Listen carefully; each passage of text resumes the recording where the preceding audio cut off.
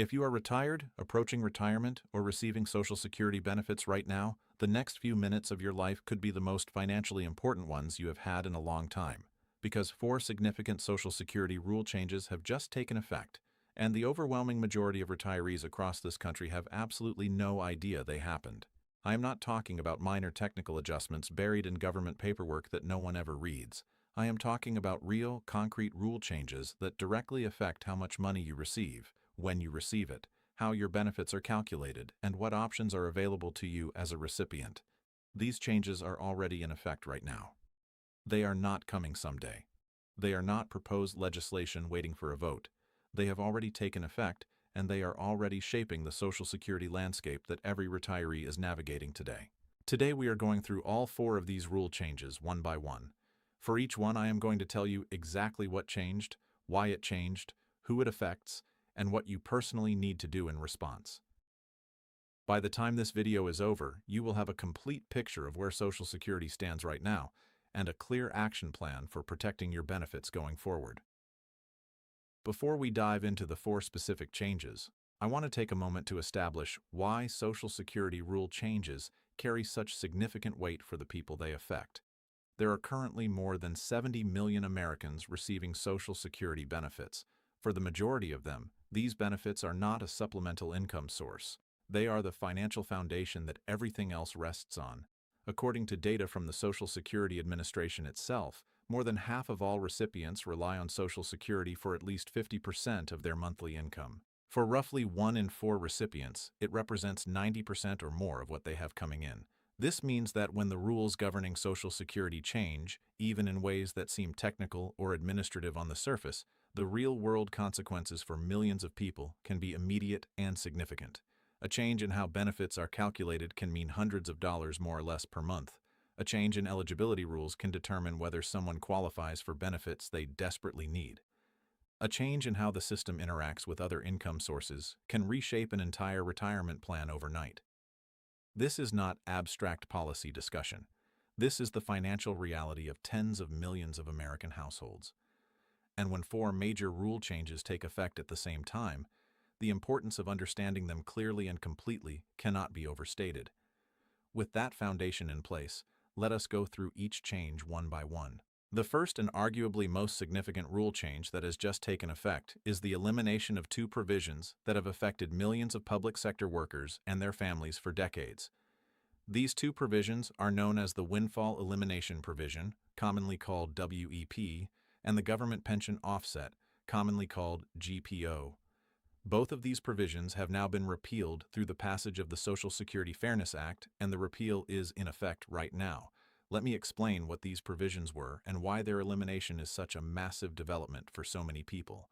The Windfall Elimination Provision was a rule that reduced Social Security benefits for workers who spent part of their careers in jobs that were not covered by Social Security, meaning jobs that did not withhold Social Security taxes from their paychecks. This affected a large number of public sector workers, including many teachers, police officers, firefighters, and state and local government employees in certain states.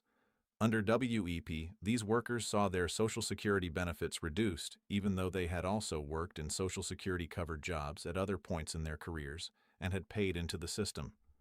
The Government Pension Offset was a related rule that affected the spousal and survivor benefits of people who received a pension from a job not covered by Social Security. Under GPO, these individuals saw their Social Security spousal or survivor benefits reduced by 2/3 of the amount of their government pension. In many cases, this reduction was so large that it eliminated the spousal or survivor benefit entirely, leaving widows and widowers of public sector workers with no Social Security survivor benefit at all, despite the fact that their deceased spouse had paid into Social Security throughout their working life. Both of these provisions were deeply controversial from the moment they were introduced.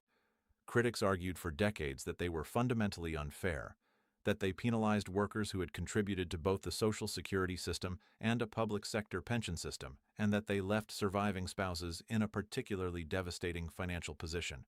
Supporters argued that the provisions prevented windfalls for workers who had not contributed to Social Security for their entire career.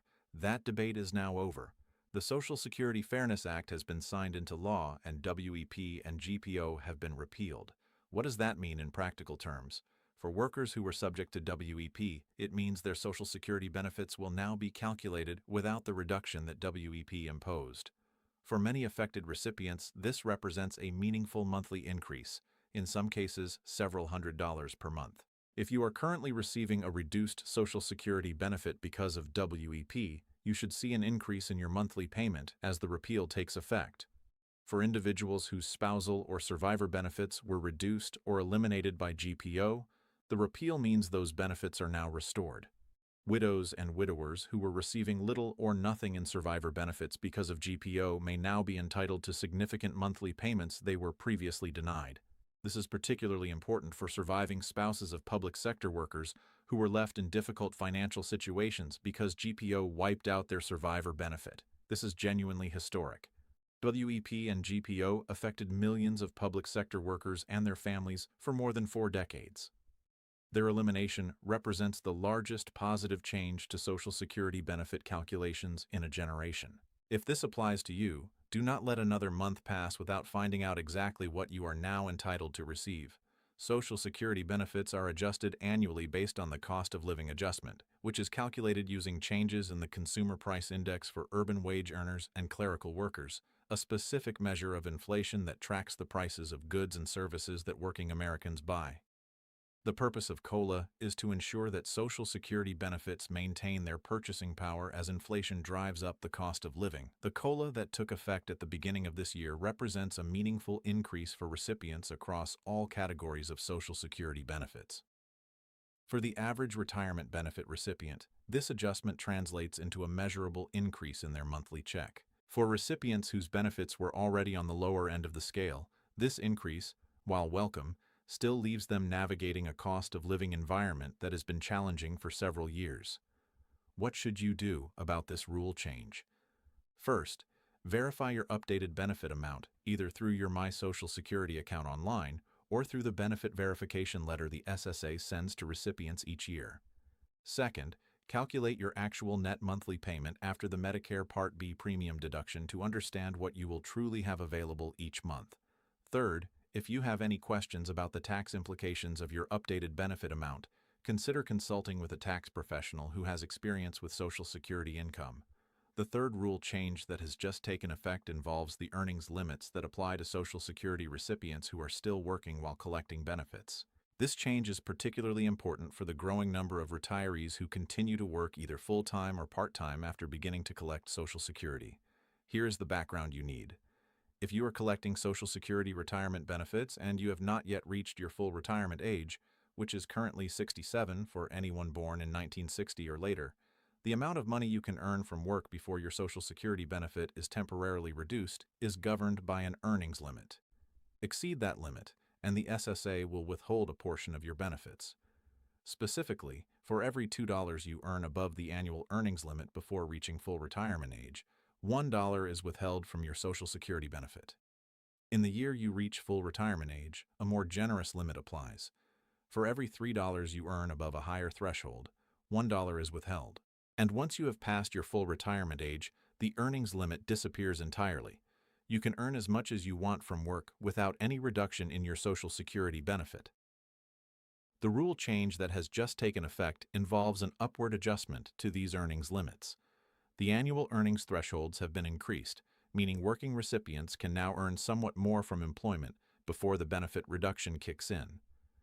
This is a positive development for the many retirees who work part-time to supplement their Social Security income and have found themselves constrained by the previous earnings limits. However, there are important nuances here that every working recipient needs to understand.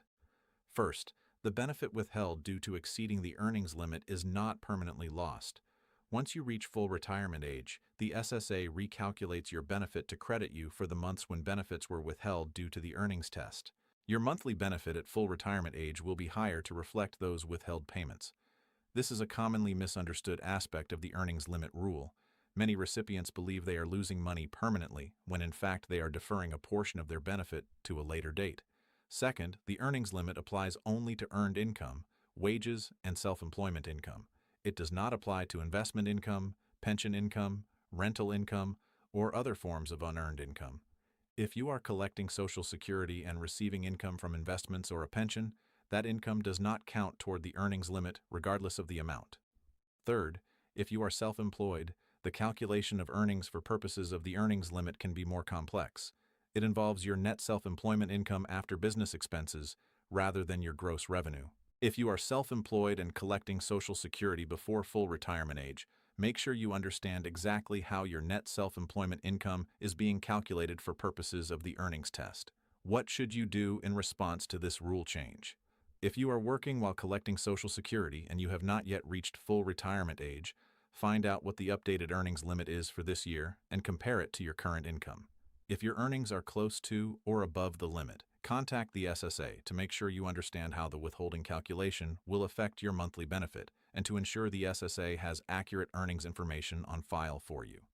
Proactive communication with the SSA about your earnings situation is always better than discovering an overpayment issue after the fact. The fourth rule, change that has just taken effect, is one that has generated significant attention and some controversy, and it is one that every Social Security recipient needs to understand clearly because it directly affects how you access your benefits and manage your account. The Social Security Administration has implemented enhanced identity verification requirements for recipients accessing their accounts and making changes to their benefit information. These new requirements are part of a broader modernization effort aimed at strengthening the security of Social Security accounts and protecting recipients from the rapidly growing threat of identity theft and benefit fraud. Here is what has changed. The SSA is now requiring stronger identity verification for certain account actions, particularly those that involve changing direct deposit information, updating personal contact details, or accessing sensitive benefit information online. This enhanced verification may require recipients to provide additional documentation of their identity, to verify their identity through new digital tools, or in some cases to complete verification in person at a Social Security office. Why is this happening now? Fraud targeting Social Security accounts has reached alarming levels. One of the most common and damaging schemes involves criminals gaining access to a recipient's My Social Security online account and changing the direct deposit information to redirect the recipient's monthly benefit to an account the criminal controls. By the time the legitimate recipient realizes their payment has been redirected, several months of benefits may already be gone. The new identity verification requirements are specifically designed to make this type of account takeover much more difficult. By requiring stronger proof of identity before allowing changes to direct deposit information, the SSA is adding a meaningful barrier between criminals and the benefits of the recipients they target. However, these enhanced requirements have also created some friction for legitimate recipients, particularly older Americans who may be less comfortable with digital identity verification tools and those who live in areas where in-person visits to Social Security offices require significant travel. The SSA has faced criticism that the rollout of these requirements has not always been smooth and that some recipients have experienced difficulties accessing their accounts or making necessary changes during the transition. What does this mean for you specifically? If you currently have a My Social Security online account, log in and make sure your account is fully verified under the new requirements. If you have not yet created an online account, now is an important time to do so. Having an active, verified online account gives you direct visibility into your benefit information and makes it much easier to catch any unauthorized changes quickly.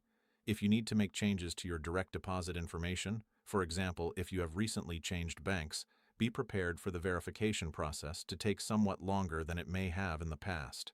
The SSA may require you to verify your identity through ID.me or a similar digital verification service, or may require you to visit a local office in person. Plan ahead and do not wait until the last minute if you know you need to make account changes. Also, be extremely alert to fraud schemes that exploit confusion around these new requirements. Scammers are already using the news of enhanced verification requirements as cover for phishing attacks, sending fake emails, text messages, and making phone calls claiming to be from the SSA and telling recipients that they need to verify their identity immediately to avoid having their benefits suspended. The real SSA will not contact you unsolicited by phone, email, or text to demand identity verification. If you receive any such contact, do not respond. Contact the SSA directly through official channels to verify whether any action is actually required on your part. Now that we have walked through each of the 4 rule changes individually, I want to take a moment to look at what they mean together as a package. Because understanding how these changes interact with each other gives you a more complete picture of where Social Security stands right now. The elimination of WEP and GPO represents the biggest expansion of Social Security benefits for a specific group of recipients in decades. Millions of public sector workers and their surviving spouses are now entitled to benefits they were previously denied or had significantly reduced. This is unambiguously positive news for those affected. The COLA adjustment ensures that the purchasing power of benefits is maintained in an inflationary environment, but the interaction with Medicare Part B premiums and potential tax implications means recipients need to look beyond the headline number to understand their actual net benefit. The updated earnings limits give working recipients more flexibility to supplement their Social Security income without triggering benefit reductions, an important update as more and more retirees choose to remain in the workforce either by choice or out of financial necessity. And the enhanced identity verification requirements, while creating some short-term friction, represent a necessary and important step toward protecting the security of recipient accounts in an environment where Social Security fraud has become a serious and growing threat. Taken together, these four changes paint a picture of a Social Security system that is actively adapting, expanding benefits for long underserved groups, adjusting to economic realities, accommodating the changing nature of retirement in America, and strengthening its defenses against fraud. None of these changes happened by accident, and none of them should catch a well-informed recipient off guard. Action 1. If you were affected by WEP or GPO, meaning you worked in a public sector job not covered by Social Security, or you are the surviving spouse of someone who did, contact the SSA immediately. Find out exactly what your updated benefit entitlement is under the repeal and make sure the SSA has you on their radar for the benefit increase you are now owed. Action 2. Verify your updated monthly benefit amount reflecting the current COLA. Calculate your net payment after the Medicare Part B premium deduction. If you have questions about the tax implications of your updated benefit, consult a tax professional. Action 3. If you are working while collecting Social Security and you have not yet reached full retirement age, find out where the updated earnings limit stands relative to your current income. Make sure the SSA has accurate earnings information on file for you and understand how the withheld benefit will be restored once you reach full retirement age. Action 4. Log into your My Social Security account and make sure your account is fully verified under the new enhanced identity verification requirements. Set up all available security features, including two-factor authentication. If you do not yet have an online account, create one now. And stay alert to fraud schemes that use the new verification requirements as cover for phishing attacks. 4 major Social Security rule changes have taken effect, and every retiree in America needs to understand them. The elimination of WEP and GPO is a historic win for millions of public sector workers and surviving spouses. The COLA adjustment provides meaningful relief but requires careful calculation of net benefits. The updated earnings limits give working recipients more room to earn without penalty, and the enhanced identity verification requirements strengthen account security while demanding attention from every recipient. Your benefits are not automatic in the sense that you can simply set them up once and never think about them again. They require active engagement, they require staying informed, and they require taking action when the rules change, which they just did. I am William, and this is Benefits Update Central. If this video gave you the clarity you needed about these 4 rule changes, please hit the like button right now. Subscribe to this channel and ring the notification bell so you are always the first to know when something important changes that affects your benefits. Share this video with every retiree you know. The information we covered today could mean hundreds of dollars more per month for someone in your life who does not yet know about the WEP and GPO repeal. That is the kind of update that can genuinely change someone's financial situation, and sharing it takes only a moment.